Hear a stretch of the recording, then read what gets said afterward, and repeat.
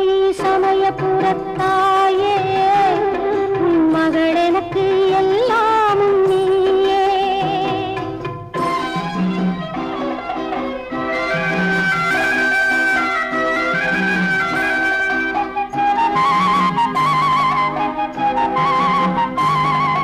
கண் கொடுக்கும் கண்ணபுர தேவி அருவான இமயமலை செல்வி. கண் கொடுக்கும் கண்ணபுர தேவி அருவான இமயமலை செல்வி.